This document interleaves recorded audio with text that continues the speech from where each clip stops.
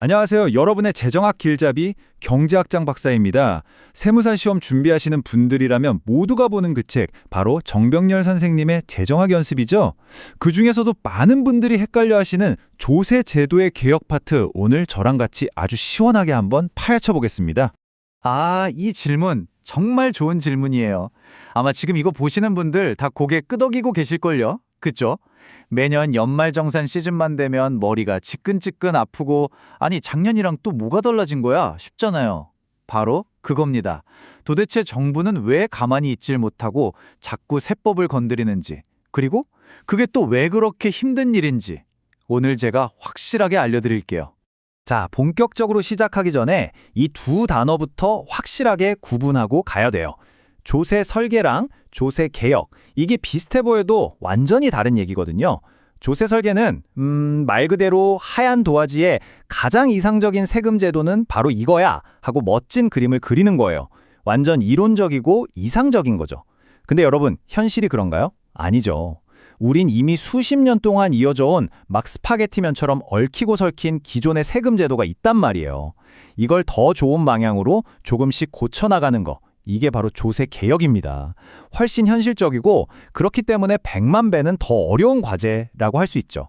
그래서 오늘은 이 조세 개혁이 도대체 왜 이렇게 어려운 건지 아주 저명한 경제학자죠. 마틴 펠트스타인이 딱 짚어준 4가지 핵심 난관을 중심으로 살펴볼 겁니다. 첫 번째가 불확실성 문제, 그리고 수평적 공평성, 재산권, 마지막으로 세율과 세원 문제까지. 자, 저만 믿고 하나씩 따라오시면 조세개혁의 큰 그림이 머릿속에 딱 잡히실 겁니다. 좋습니다. 그럼 바로 첫 번째 관문부터 한번 들어가 볼까요?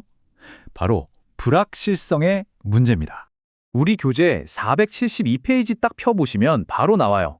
펠트스타인이 조세 개혁에 부딪히는 첫 번째 문제로 콕 집어서 얘기한 게 바로 이 불확실성이에요. 이게 대체 무슨 말일까요? 네, 바로 그거예요. 와, 핵심을 정확히 짚으셨네요. 보통 이렇게 생각하기 쉽잖아요? 아니, 결과적으로는 더 좋은 제도가 된다는데 그 과정이 뭐 그렇게 중요해? 라고요. 근데 경제는 그렇게 간단치가 않아요. 자, 이 슬라이드를 한번 보세요. 정부가 갑자기 여러분, 내년에 세법 완전히 싹 다 뜯어고칠 겁니다 하고 발표했다고 한번 상상해 보세요. 자, 그럼 기업 사장님들 투자를 결정할 수 있을까요? 우리 같은 개인들은요, 집을 사거나 장기 저축 상품에 가입할 수 있을까요? 못하죠. 불안해서.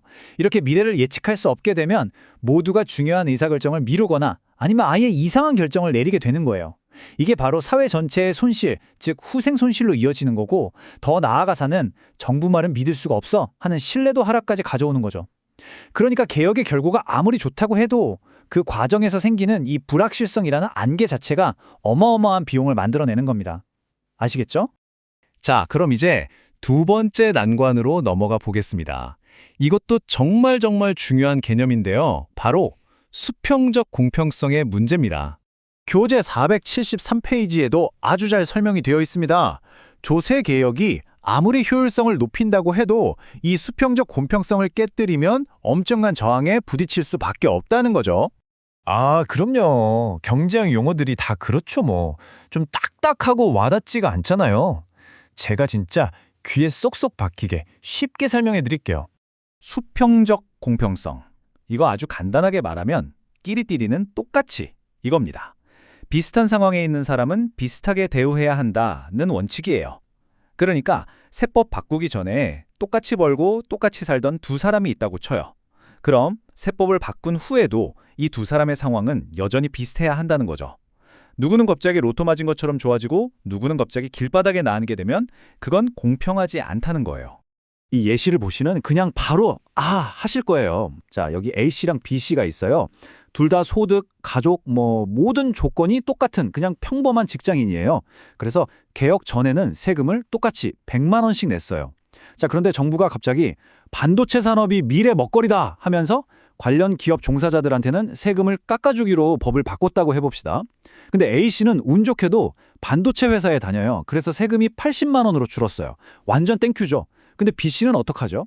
A씨랑 똑같이 성실하게 일하는데 자동차 부품 회사에 다닌다는 이유 하나만으로 혜택은커녕 오히려 다른 공제 항목이 줄어서 세금이 120만 원으로 늘어난 거예요. 아니, 사회 전체적으로 보면 반도체 산업 육성 좋은 목표일 수 있죠. 근데 BC 입장에선 어때요? 너무 억울하잖아요. 아니 똑같이 시작했는데 왜 나만 손해를 봐야 돼? 이게 바로 수평적 공평성이 와장창 깨져버린 대표적인 사례입니다. 정말 중요한 문제죠.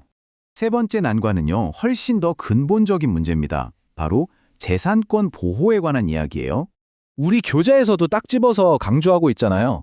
세금 제도를 바꾼다는 건 개인의 재산 가치에 직접 칼을 대는 것과 같아요.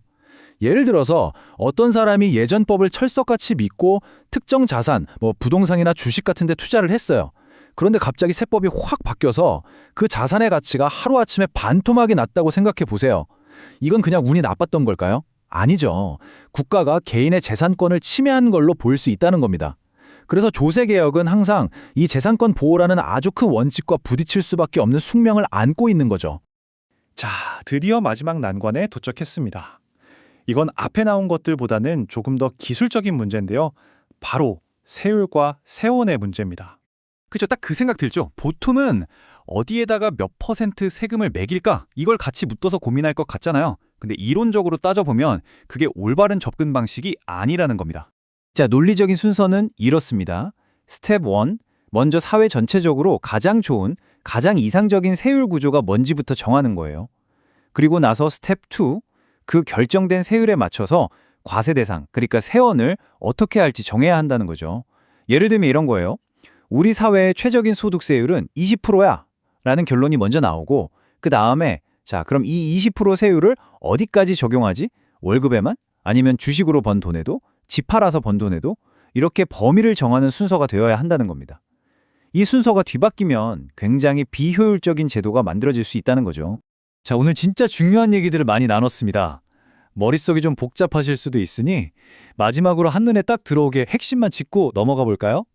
조세개혁은 도대체 왜 어려운가?